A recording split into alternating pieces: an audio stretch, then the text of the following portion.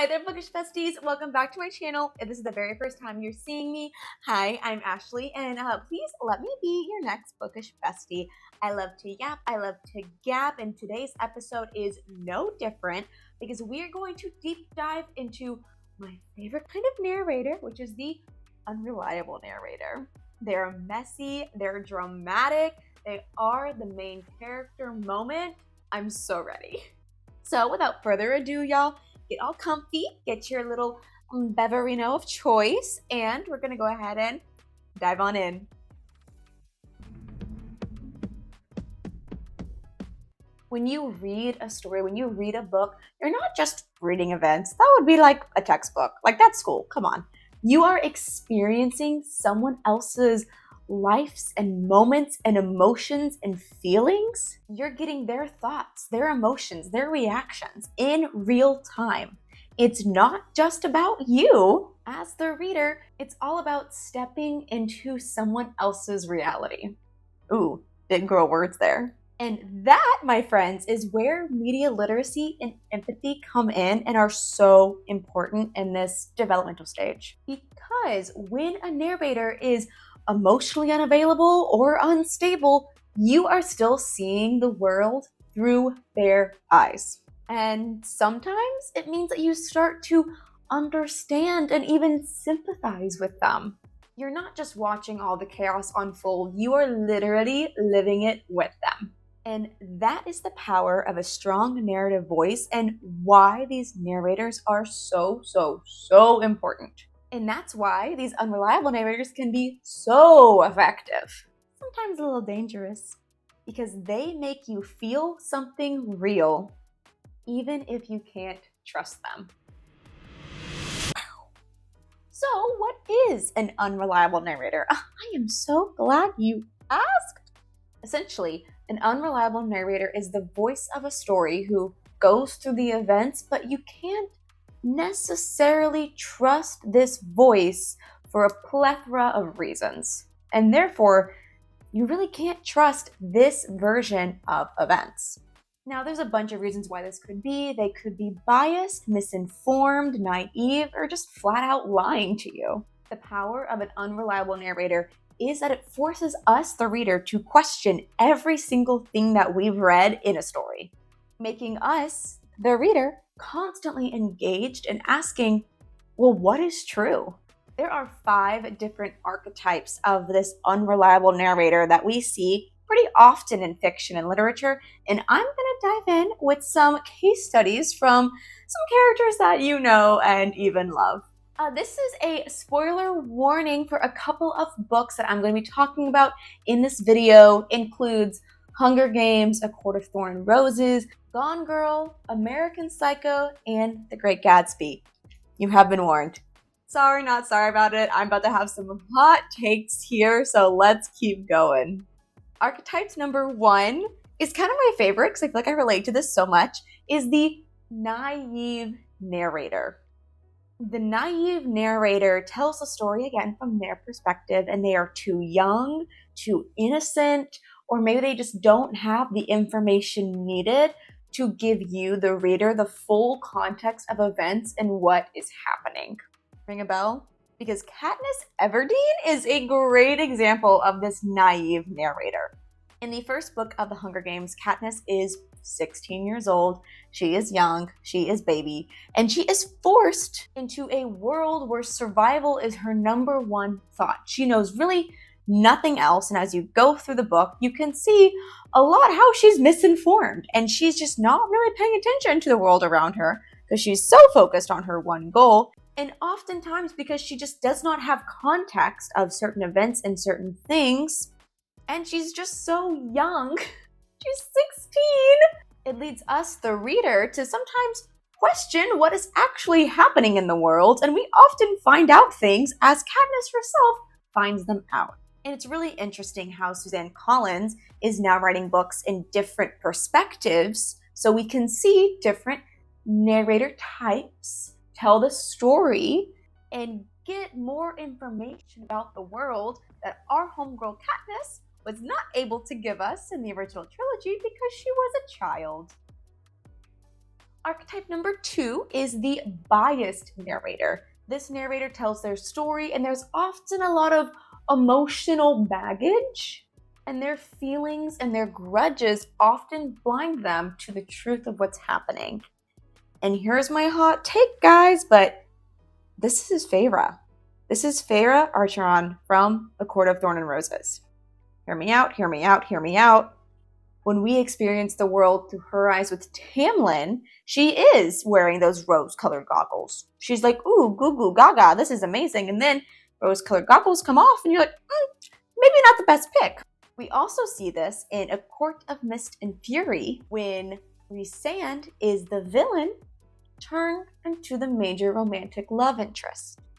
His actions didn't really change. Context behind them changed, sure, but what really changed is how Feyre saw him, and thus how the reader saw him. And you can even see that change when we shift to Nesta's point of view in A Court of Silver Flames, because Nesta, she's not a fan of our Rhys baby now, is she? She kind of sees who he is on the inside, and like, to be fair, he kind of treats her bad too. He doesn't treat her like he's in love with her like Feyre. So we get the love, affectionate Rhys from Feyre's point of view, and then we get more of the strict command ruler Rhys from Nesta's point of view. Feyre's a little biased. Archetype number 3, we have the deliberate liar. This type of narrator is really fun to go through a book with this because they are deliberately lying and actively deceiving the reader to hide their true intentions. The deliberate liar is actively trying to deceive the reader from realizing their true intentions or agenda. Think Amy from Gone Girl. She is so good at crafting these deliberate lies throughout the book that's really making the reader question what is true, what is not. There's a couple other great examples in literature too. Another great example that literally just popped into my head when I was doing this video is You Shouldn't Have Come Here. Great use of a deliberate liar tactic without any spoilers for this book. Gone Girl has a movie. I feel more okay with spoiling that book because I feel like a lot of us have seen the movie. But deliberate liar, manipulating everyone throughout the entire book. But Amy could also be considered this 4th archetype, which is the mentally unstable narrator. This narrator truly does not know their world from the real world. And thus, their mental state makes it near impossible for us readers to really understand what is happening, what is true, and what is not. Think Patrick Bateman in American Psycho. That entire book, he's a psychopath. And his real world is blending with his fake imaginary world to the point that he doesn't know what's real and what's not, to the point that us readers don't even know what is real and what is not. You can't trust it. Makes for a great book, great story. You can't trust it. Another example that you probably read in English class is like the Yellow Wallpaper. Need I say more? And the 5th and final archetype I'm going to kind of dive into is the overconfident narrator. They think they know everything. They think they know what's going on, but they're so overly confident in themselves and their skills that they miss key details in context. One of my favorite examples of this is Nick Carraway from The Great Gatsby. I love this book. I hate this man. He is so confident in his storytelling and the way that he builds up Gatsby in his mind. He is completely blind to some of the situations and the context that he finds himself in. Like, he's thrown into all of these social dynamics that are completely just oblivious to him because he's just not looking at it. And us as readers have to read between the lines and kind of infer what's going on because this man is so overly confident writing about it. Just glides past things. We gotta use our noggins to figure out what they actually meant.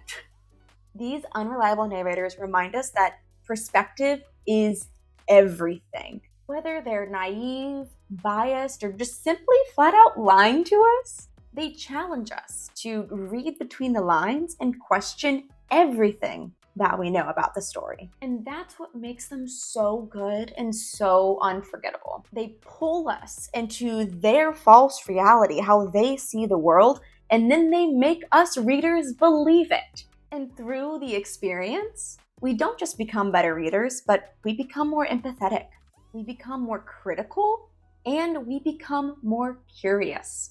So, the next time you're reading a story, think to yourself, can I trust what this narrator is telling me? Lean into that train of thought.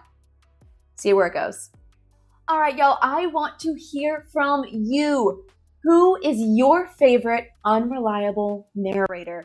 I need to know, what are some of the unhinged things that you've read and been like, wow, I cannot believe like this is on a page. My first thought takes me to like Ballad of Songbirds and Snakes, and I really can't believe I didn't have President Snow as an example on here. But I would definitely put him in the overconfident narrator position. A little Coriolanus, he is overconfident in his abilities, but he's also mentally unstable. He could rattle the two. And you know, when you mix narrators, that's when it gets fun. But please let me know, who are your favorite unreliable narrators? What archetype are they? Are they a mixture of archetypes? Because we've already seen that they can be mixtures. Let me know in the comments below. Let's talk, let's gab, let's yap about it. And if you liked this deep dive, don't worry, I have so many more. So please like this video, again, comment below, and subscribe to my channel for more weekly deep dives, chaotic updates, and I'll sprinkle in some surprises here and there just for you guys. You guys can actually also follow me on Instagram and TikTok at AsAshReadsIt for a little bit more fun updates, more short form content. And until next time, y'all, happy reading. Don't trust anything.